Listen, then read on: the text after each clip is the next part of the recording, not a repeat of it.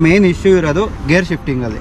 ಸಿಟಿಯಲ್ಲಿ ತುಂಬ ಕಷ್ಟ ಇದೆ ಗೇರ್ ಶಿಫ್ಟಿಂಗ್. BS6 ಅಲ್ಲಿ ಚೇಂಜ್ ಮಾಡಿದ್ದಾರೆ ಅಂತ ಹೇಳಿದ್ರು, ಬಟ್ ಏನು ಡಿಫ್ರೆನ್ಸ್ ಗೊತ್ತಾಗ್ತಿಲ್ಲ. ಬೆಟರ್ ಒಂದು ಆಲನ್ ಕೀ ಮತ್ತು ಟ್ಯಾಗ್ನ ಯಾವಾಗಲೂ ಇಟ್ಕೊಂಡು ಓಡಾಡಿ. ಮತ್ತು ನೈಟ್ ಡ್ರೈವಲ್ಲಿ ನನಗೆ ಅಷ್ಟು ಸ್ಯಾಟಿಸ್ಫೈ ಆಗಲಿಲ್ಲ. ಇದು ಆಫ್ ರೋಡ್ಗೆ ಹೋಗ್ಬೇಕಂದ್ರೆ ಸ್ವಲ್ಪ ಭಯ ಆಗುತ್ತೆ ಇವಾಗ ಅದಾದಾಗಿಂದ.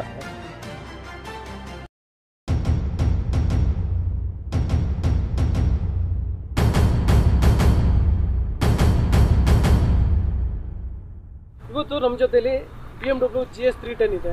ರೈಡಿಂಗ್ ಕಂಫರ್ಟು, ಸರ್ವಿಸು, ಬೈಕ್ನ ಎಷ್ಟು ರೆಕಮೆಂಡ್ ಮಾಡ್ತಾರೆ, ಓವರಾಲು ಬೈಕ್ ಯಾವ ಥರ ಇದೆ. ಸೊ ಹಾಗಿದ್ರೆ ಬನ್ನಿ ಶುರು ಮಾಡೋಣ.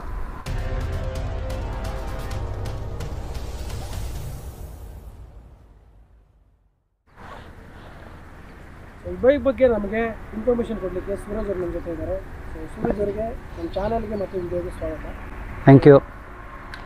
ಮೊದಲನೇದಾಗಿ ಇಂಜಿನ್ ಪರ್ಫಾರ್ಮೆನ್ಸ್ ಯಾವ ಥರ ಇದೆ ಅಂತ ನಿಮ್ಗೆ ಅನಿಸ್ತಾ ಇದೆ ಈ ಬೈಕ್ ಬಗ್ಗೆ?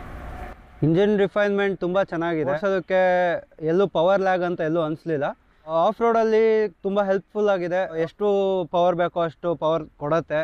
ಮತ್ತು ತುಂಬ ಅಗ್ರೆಸಿವ್ ಅಂತಲೂ ಇಲ್ಲ, ತುಂಬ ಅಂಡರ್ ಪವರ್ ಅಂತಲೂ ಇಲ್ಲ. ಲೀನಿಯಂಟ್ ಪವರ್, ಎಂಟ್ರಿ ಲೆವೆಲ್ಗೆ ತುಂಬ ಚೆನ್ನಾಗಿದೆ ಗಾಡಿ. ಇದು 80 to 85 ಡಿಗ್ರಿ ಸೆಲ್ಸಿಯಸ್ ಅಷ್ಟೇ ಮ್ಯಾಕ್ಸಿಮಮ್ ಟೆಂಪ್ರೇಚರ್ ಹೋಗೋದಿದು. ತುಂಬ ಹೀಟ್ ಅಂತ ಏನು ಅನ್ಸೋದಿಲ್ಲ. ಎಸ್, ಆಬ್ವಿಯಸ್ಲಿ ಟ್ರಾಫಿಕಲ್ಲಿ ಹೀಟ್ ಆಗುತ್ತೆ ಹೇಳಿದೆ. ಇಟ್ ವಿಲ್ ಎಕ್ಸೀಡ್ ಅರೌಂಡ್ 100 ಮೇಲೂ ಹೋಗುತ್ತೆ ಒಂದೊಂದು ಸಲ. ಬಟ್ ಇನ್ಸ್ಟೆಂಟಾಗಿ ನಮಗೆ ರೇಡಿಯೇಟರು ಆನ್ ಆಗಿಬಿಡುತ್ತೆ. ಇಂಜಿನ್ ಕೂಲ್ ಆಗೋದೂ ಬೇಗನೆ ಕೂಲ್ ಆಗುತ್ತೆ. ಇದರಲ್ಲಿ ಸಸ್ಪೆನ್ಷನ್ ಹೇಳ್ದಂಗೆ ಸಿಕ್ಕಾಬಟ್ಟೆ ಸಾಫ್ಟ್ ಇದೆ. ಡ್ಯಾಂಪಿಂಗು ಜಾಸ್ತಿ ಆಗುತ್ತೆ ಇದರಲ್ಲಿ. ಸೊ ಆಫ್ ರೋಡಲ್ಲಿ ಸ್ವಲ್ಪ ಕಷ್ಟ ಆಗ್ಬೋದು. ಅಪ್ ಹಿಲ್ಲಲ್ಲಿ ಆರಾಮಾಗಿ ಹತ್ಬಿಡುತ್ತೆ.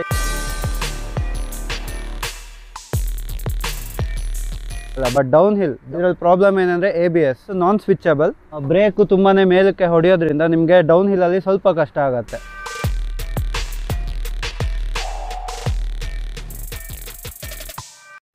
ಸೊ ನನ್ನ ಪರ್ಸ್ನಲಿ ಹೇಳ್ಬೇಕಂದ್ರೆ I can remove the ABS.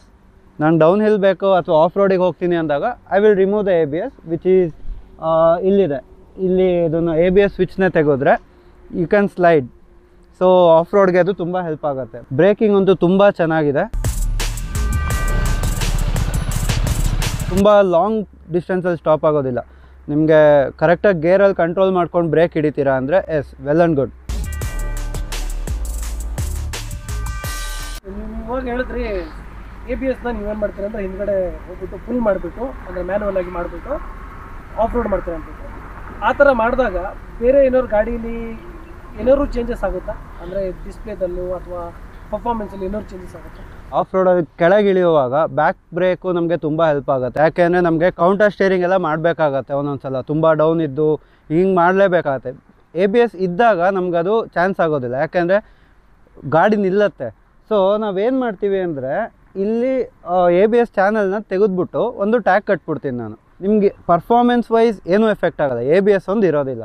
But ನಿಮಗೆ ಇಲ್ಲಿ ಓಡೋಮೀಟರಲ್ಲಿ ಸ್ಪೀಡು ಅಥವಾ ನಿಮಗೆ ರನ್ನಿಂಗು ಏನೂ ತೋರಿಸೋದಿಲ್ಲ. ಇಂಜಿನ್ದು ವಾರ್ನಿಂಗ್ ಲೈಟ್ ಒಂದು ಬ್ಲಿಂಕ್ ಆಗುತ್ತೆ. ಬೆಟರ್ ಒಂದು ಆಲನ್ ಕೀ ಮತ್ತು ಟ್ಯಾಗ್ನ ಯಾವಾಗಲೂ ಇಟ್ಕೊಂಡು ಓಡಾಡಿ. ಆಫ್ ರೋಡಲ್ಲಿ ಮಾತ್ರ ಬೇಕಾದ್ರೆ ತೆಕ್ಕೊಳ್ಳಿ if you are comfortable. Performance ಬಗ್ಗೆ ಹೇಳಿದ್ರಿ ಯಾವ ಥರ ಇದೆ ಏನಂದ್ಬಿಟ್ಟು. ಸ್ಪೆಕ್ ಶೀಟ್ ಬಿಟ್ಬಿಟ್ಟು ಗಾಡಿ ರೈಡಿಂಗ್ ಎಕ್ಸ್ಪೀರಿಯನ್ಸ್ ಬರೋದಿದೆ. ಯಾಕಂದರೆ ಎಂಡ್ ಆಫ್ ದ ಡೇಲಿ ನಮಗೆ ಬರೋದೇನಂತಂದರೆ ಗಾಡಿ ಓಡಿಸ್ಲಿಕ್ಕೆ ಹೇಗಿದೆ ಅಂದ್ಬಿಟ್ಟು ಅದ್ರ ಮೇಲೆ ನಾವು ಡಿಸೈಡ್ ಮಾಡೋದು. ಸೊ ಈ ಗಾಡಿ ಓಡಿಸ್ಲಿಕ್ಕೆ ಯಾವ ಥರ ಇದೆ? ಸಿಟ್ಟಿಂಗ್ ಪೊಸಿಷನ್ ಆಬ್ವಿಯಸ್ಲಿ ಇದೆ, ಅಪ್ರೈಟ್ ಪೊಸಿಷನ್ ಇದೆ. ಸೊ ತುಂಬಾ ಕಂಫರ್ಟ್ ಇದೆ.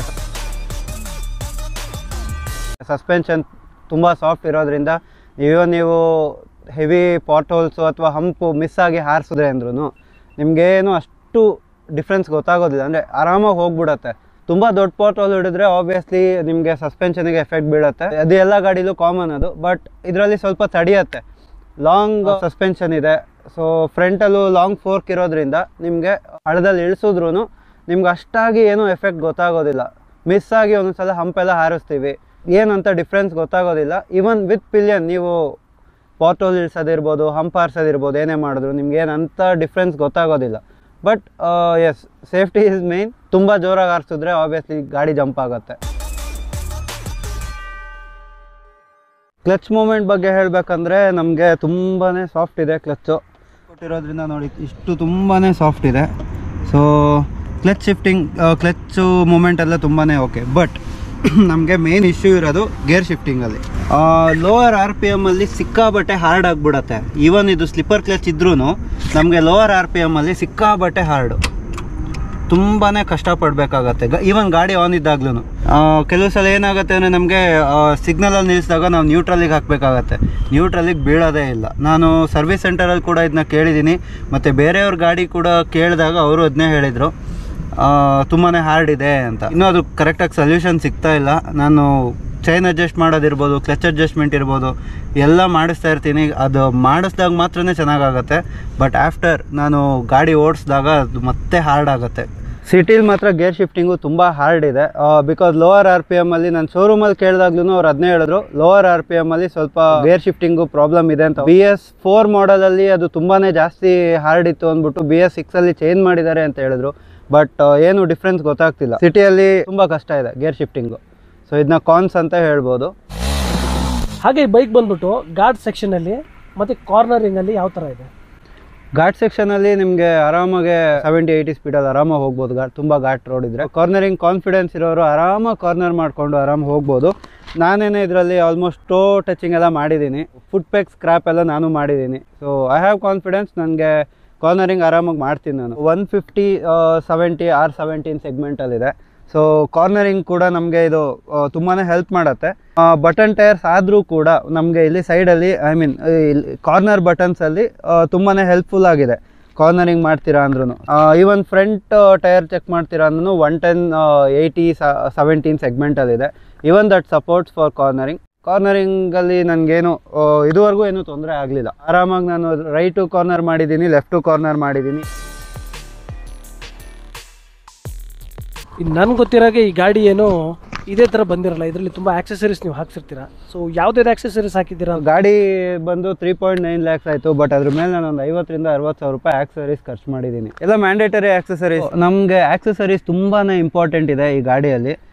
ಆಬ್ವಿಯಸ್ಲಿ BMW ಅಂದಮೇಲೆ ಸಿಕ್ಕಾಪಟ್ಟೆ ಎಕ್ಸ್ಪೆನ್ಸ್ ಇದ್ದೇ ಇರುತ್ತೆ. ಸೊ ತುಂಬಾ ನಿಮ್ಮ ಹತ್ರ ಅಫೋರ್ಡ್ ಮಾಡೋಕ್ಕಾಗತ್ತೆ ಅಂದರೆ ಏನೂ ತೊಂದರೆ ಇಲ್ಲ, ಹಾಕ್ಸ್ಕೊಳ್ದೇ ಇರ್ಬೋದು. ಬಟ್ ನನಗೆ ಇದು ಮ್ಯಾಂಡೇಟರಿ ಬೇಕೇ ಬೇಕು ಅನ್ನಿಸ್ತು. ಯಾಕಂದರೆ ಈ ಎಲ್ಲ ಸ್ಪೇರ್ಸು ತುಂಬ ಎಕ್ಸ್ಪೆನ್ಸ್ ಇರೋದ್ರಿಂದ ಇನ್ ಕೇಸ್ ನನಗೆ ಏನಾದ್ರು ವರ್ಸ್ಟ್ ಕೇಸಲ್ಲಿ ಇಂಪ್ಯಾಕ್ಟ್ ಆಯಿತು ಅಂದರೆ ಅದನ್ನೆಲ್ಲ ತಡಿಬೇಕು. ಸೊ ಇದು ವಾರ್ಟೆಕ್ಸ್ ಅಂದ್ಬಿಟ್ಟು ಇದು ನಾನು ಹಾಕಿರೋದು. ನಿಮಗೆ ಸೈಡು ಮತ್ತು ಇಂಜಿನ್ನು ಎರಡಕ್ಕೂ ಪ್ರೊಟೆಕ್ಷನ್ ಬರುತ್ತೆ. 18,000 ಕಾಸ್ಟ್ ಆಯ್ತು ನನಗೆ. ನೆಕ್ಸ್ಟ್ ಬಂದು ನನಗೆ ಇದು ರೇಡಿಯೇಟ್ರ್ ಗಾರ್ಡ್ ಏನಕ್ಕೆ ಬೇಕು? ಇವಾಗ ಹೈವೇಲಿ ಹೋಗುವಾಗ ತುಂಬ ಹುಳ ಹೊಡೆಯುತ್ತೆ, ಇಲ್ಲಾಂದರೆ ಕಲ್ಲು ಹೊಡೆಯುತ್ತೆ, ಅಂದರೆ ಸಣ್ಣ ಕಲ್ಲು ಹೊಡೆಯುತ್ತೆ. ಸೊ ಅದೆಲ್ಲ ಅಟ್ಲೀಸ್ಟ್ 100% ಅವಾಯ್ಡ್ ಆಗಲಿಲ್ಲ ಅಂದರೆ ಸ್ವಲ್ಪನಾದ್ರು ಅವಾಯ್ಡ್ ಆಗಲಿ, ಅಟ್ಲೀಸ್ಟ್ ಒಂದು 80% ಅವಾಯ್ಡ್ ಆಗುತ್ತೆ ಇದರಲ್ಲಿ. ಮತ್ತು ಆಫ್ ರೋಡ್ಗೆ ಹೋದಾಗ ಕಲ್ಗಳು ಹಾರುತ್ತೆ, ರೇಡಿಯೇಟ್ರ್ ಗಾರ್ಡ್ ಹಾಕಿದ್ರೆ ಒಳ್ಳೆಯದು. ಸೊ ಇದು ನಕಲ್ ಗಾರ್ಡು ಏಸರ್ ಬೀಸ್ ಅವ್ರದ್ದು ಹಾಕಿದ್ದೀನಿ. ಹೈವೇನಲ್ಲೆಲ್ಲ ಹೋಗುವಾಗ ಆಬ್ವಿಯಸ್ಲಿ ಹೇಳಿದೆ ಹುಳ ಎಲ್ಲ ಹೊಡೆಯುತ್ತೆ, ಕಲ್ಲೆಲ್ಲ ಹೊಡೆಯುತ್ತೆ, ಮತ್ತು ವಿಂಡ್ ಬ್ಲಾಸ್ಟ್ ಇರ್ತವೆ. ಸೊ ಅದನ್ನ ಅವಾಯ್ಡ್ ಮಾಡೋದಕ್ಕೆ ನಾನು ನಕಲ್ ಗಾರ್ಡ್ ಒಂದು ಹಾಕೊಂಡಿದ್ದೀನಿ. ನಕಲ್ ಗಾರ್ಡ್ ಅಂದರೆ ಈ ಥರ ಬರುತ್ತೆ. ಈ ಒಳಗಡೆಯಿಂದ ಇಲ್ಲಿ ಮೆಟಲ್ ಇರುತ್ತೆ. ಸೊ ನೀವು ಬೇರೆ ಬೈಕಲ್ಲೆಲ್ಲ ನೋಡಿರ್ತೀರ. ಸೊ ಎಸ್ಪೆಷಲಿ ಹೇಳ್ಬೇಕಂತಂದರೆ ಎಕ್ಸ್ಪಲ್ಸಲ್ಲಿ ಸೊ ಬರೀ ಪ್ಲಾಸ್ಟಿಕ್ ಮಾತ್ರನೇ ಇರುತ್ತೆ. ವಿಂಡ್ಶೀಲ್ಡು ನಾರ್ಮಲ್ ಆಗಿರೋದನ್ನೇ ಹಾಕ್ಸಿದ್ದೀನಿ. ತುಂಬ ಎಕ್ಸ್ಪೆನ್ಸ್ ಅಂತಲೂ ತೊಗೊಳ್ಳಿಲ್ಲ, ತುಂಬ ಹೈಟ್ ಇರೋದು ತೊಗೊಳ್ಳಿಲ್ಲ. ಈ ಗಾಡಿಗೆ ಎಷ್ಟು ಬೇಕು ಅಥವಾ ನಮ್ಮ ರೈಡಿಂಗ್ ಪೊಸಿಷನ್ಗೆ ಎಷ್ಟು ಬೇಕು ಆ ಹೈಟನ್ನು ನಾನು ನೋಡಿಕೊಂಡು ಈ ವಿಂಡ್ಶೀಲ್ಡ್ ಒಂದು ತೊಗೊಂಡಿದ್ದೀನಿ. ಹಿಂಗೆ ಈ ಹೈಟಲ್ಲಿ ವಿಂಡ್ ಬರುತ್ತೆ, ಹಾಗೆ ಅಲ್ಲಿ ವಿಂಡ್ ಬ್ಲಾಸ್ಟ್ ಬರುತ್ತೆ, ಡೈರೆಕ್ಟಾಗಿ ಫೇಸಿಗೆ ಹೊಡೆಯುತ್ತೆ. ಸೊ ನಮಗೆ ಲಗೇಜ್ ಎಲ್ಲ ಇಡೋದಕ್ಕೆ ಅಥವಾ ಬಾಕ್ಸ್ ಹಾಕೋದಕ್ಕೆ ಇದು ಬೈ ಡಿಫಾಲ್ಟಾಗಿ ಕೊಡ್ತಾನೆ. BMW ಬಂದಿರೋದು ಇದು. ನಾನೇನು ಹಾಕ್ಸೋಕೆ ಹೋಗಿಲ್ಲ. ಬಟ್ ನಾನು ನನಗೆ ಇಲ್ಲಿ ಲಗೇಜ್ ಕಟ್ಟೋದಕ್ಕೆ ಇದು ಸ್ಯಾಡಲ್ ಸ್ಟೇ ಬೇಕು ನನಗೆ. ಸೊ ಸ್ಯಾಡಲ್ ಸ್ಟೇ ಇದ್ದರೆ ಆರಾಮಾಗೆ ಪಿಲಿಯನ್ ಕೂಡಿಸ್ಕೊಂಡು ನೀವು ಲಗೇಜ್ ಇಟ್ಕೊಂಡು ಆರಾಮಾಗಿ ಹೋಗ್ಬೋದು. ಸೊ ನಾನು ಒಂದು ರೀಸನ್ನು ಲಗೇಜ್ ಕಟ್ಕೊಳ್ಳೋದಕ್ಕೆ ಅಂತ ಹಾಕಿದರೆ, ಇನ್ನೊಂದು ರೀಸನ್ ಏನಂದರೆ ಇದು ನನಗೆ ಪ್ರೊಟೆಕ್ಷನ್ ಥರ ಇದೆ. ಇದು ಕ್ರ್ಯಾಶ್ ಗಾರ್ಡ್ ಥರ ಇದೆ. ಥಿಕ್ನೆಸ್ ನೋಡ್ಬೋದು ನೀವು, ತುಂಬಾ ದಪ್ಪ ಇದೆ. ಸೊ ಈವನ್ ಏನಾರು ಇಂಪ್ಯಾಕ್ಟ್ ಆಯಿತು ಅಂದ್ರೂ ನನಗೆ ಅಷ್ಟಾಗಿ ಎಲ್ಲೂ ಏನೂ ಎಫೆಕ್ಟ್ ಆಗೋದಿಲ್ಲ. ಎಂಜಿನ್ ಗಾರ್ಡ್ ಬಂದ್ಬಿಟ್ಟು ಡಿಫಾಲ್ಟ್ ಇರೋ ಥರ ಇದೆ. ನನಗೆ ಕಂಫರ್ಟ್ ಇರೋವಂಥದ್ದು ಅಥವಾ ನನಗೆ ಸ್ಯಾಟಿಸ್ಫೈ ಆಗಿರೋವಂಥದ್ದು ಪ್ರಾಡಕ್ಟ್ ಇನ್ನೂ ಸಿಕ್ಕಿಲ್ಲ. ಸೊ ನಾನು ಹುಡುಕ್ತಾ ಇದ್ದೀನಿ. ಇದೊಂದು ಬ್ಯಾಶ್ ಪ್ಲೇಟ್ ಒಂದು ಅಲ್ಯೂಮಿನಿಯಂ ಬರುತ್ತೆ, ಅದನ್ನ ನಾನು ಹಾಕಿಸ್ಬೇಕು. 4 ಕಾಯಿಲ್ ಪ್ರೊಟೆಕ್ಟರ್ ಬರುತ್ತೆ. ಅಂದರೆ ಇಲ್ಲಿ ಏನಾಗುತ್ತೆ ಅಂದರೆ ಯೂಶಲಿ ಆಫ್ ರೋಡು ಅಥವಾ ಎಲ್ಲ ಧೂಳಲ್ಲಿರೋ ಕಡೆ ಹೋದಾಗ ಇಲ್ಲಿ ತುಂಬಾ ಡಸ್ಟ್ ಕೂತ್ಕೊಳ್ಳುತ್ತೆ. ಡಸ್ಟ್ ಕೂತಾಗ ಏನಾಗುತ್ತೆ ಅಂದರೆ ನಮಗೆ ಇಲ್ಲಿ 4 ಕಾಯಿಲ್ ಸೀಲ್ ಓಪನ್ ಆಗೋ ಚಾನ್ಸಸ್ ಇರ್ತವೆ. ಕ್ಲಾತ್ ಥರ ಬರುತ್ತೆ, ಅದನ್ನು ಹಾಕಿದ್ರೆ ಅದು ತುಂಬ ಒಳ್ಳೆಯದು. ಇನ್ನೊಂದು ಇಲ್ಲಿ ಸ್ಲೈಡರ್ ಬರುತ್ತೆ. ಇದನ್ನು ಫೋರ್ಕ್ ಪ್ರೊಟೆಕ್ಟರ್ ಅಂತ ಹೇಳ್ತಾರೆ. ಅದು ನನಗೆ ಈ ಮಾಡೆಲ್ಗೆ ಸಿಗ್ತಾ ಇಲ್ಲ. ಸೊ ನಾನು ಹುಡುಕ್ತಾ ಇದ್ದೀನಿ, ಅದು ಸಿಕ್ಕಿದ ತಕ್ಷಣ ಹಾಕಬೇಕು. ಇದನ್ನು ಏನಕ್ಕೆ ಹಾಕಬೇಕಂದ್ರೆ ಇನ್ ಕೇಸ್ ಏನಾದ್ರು ನಿಮಗೆ ಕ್ರ್ಯಾಶ್ ಆಯಿತು, ಎಲ್ಲನೂ ಹೋಗಿ ಗುದ್ದಿದಾಗ ಏನಾಗುತ್ತೆ ಅಂದರೆ ಫೋರ್ಕ್ ಜಾಮ್ ಆಗಿಬಿಡುತ್ತೆ. ನಿಮಗೆ ವೀಲ್ ಮೂಮೆಂಟು ಆರಾಮಾಗಿರುತ್ತೆ ಅವಾಗ. ಈವನ್ ಇನ್ ಕೇಸ್ ನಿಮ್ಗೆ ಏನಾರ ಕ್ರ್ಯಾಶ್ ಆಗಿ ಇದಾದಾಗ ವೀಲ್ ಮೂಮೆಂಟು ಇರುತ್ತೆ.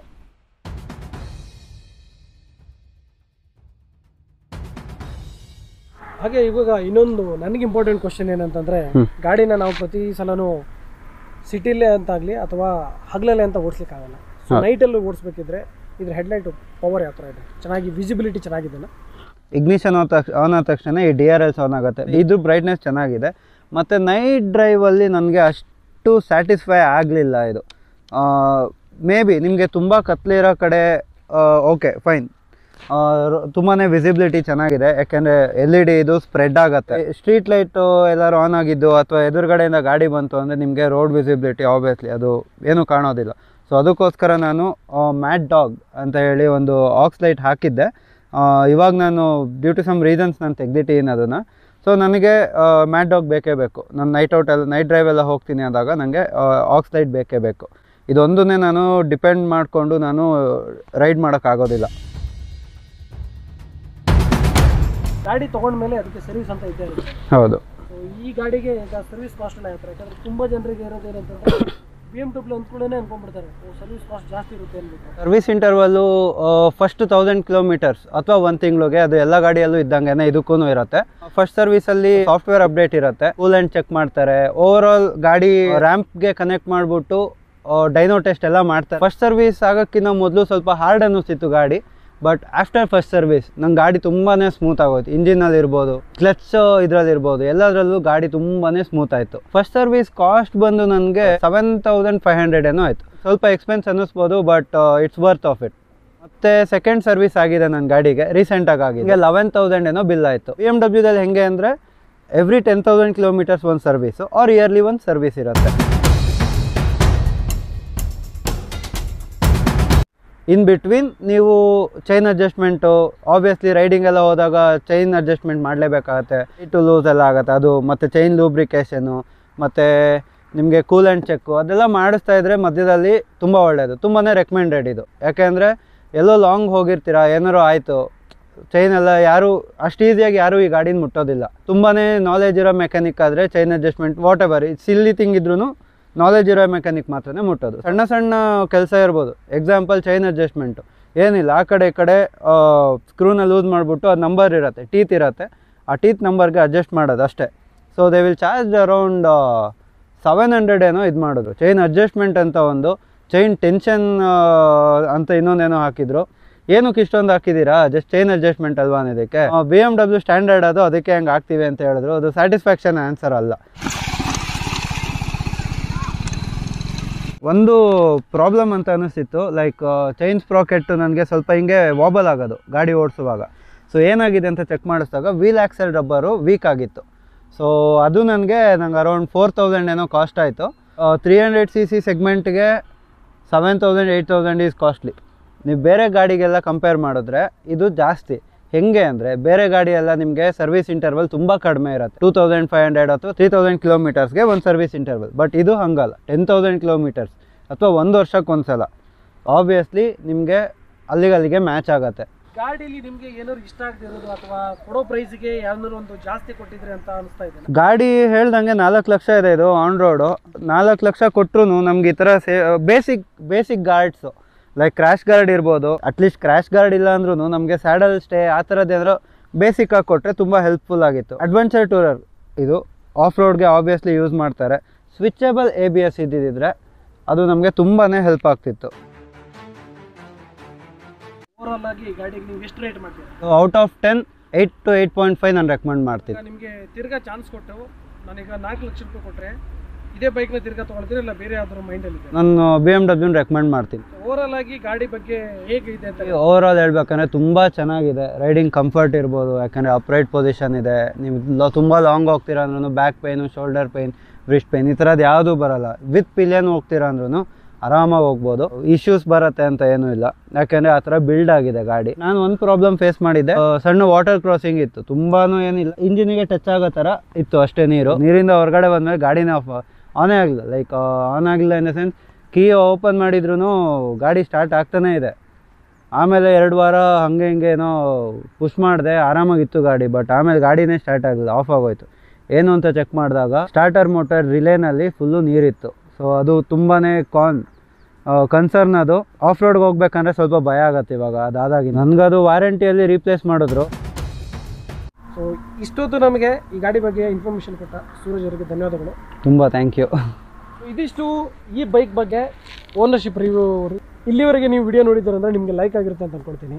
ಸೊ ಯಾರ್ಯಾರು ಇನ್ನೂ ಚಾನಲ್ನ ಸಬ್ಸ್ಕ್ರೈಬ್ ಮಾಡಿ ದಯವಿಟ್ಟು ಸಬ್ಸ್ಕ್ರೈಬ್ ಮಾಡಿ, ಹಾಗೆ ಶೇರ್ ಕೂಡ ಮಾಡಿ. ಮುಂದಿನ ವಿಡಿಯೋದಲ್ಲಿ ಮತ್ತೆ ಸಿಗೋಣ. ಅಲ್ಲಿವರೆಗೆ ಟೇಕ್ ಕೇರ್. Thank you. ಎಲ್ಲ ರೈಟ್ ಸೇಫ್. ಜಸ್ಟ್ ಸಬ್ಸ್ಕ್ರೈಬ್ ಮಾಡಿಬಿಡಿ ಅಂತೇಳಿ, ಯಾಕಂದರೆ ಅವ್ರ ಚಾನಲಲ್ಲಿ ಇದ್ದಾರೆ. ಓಕೆ.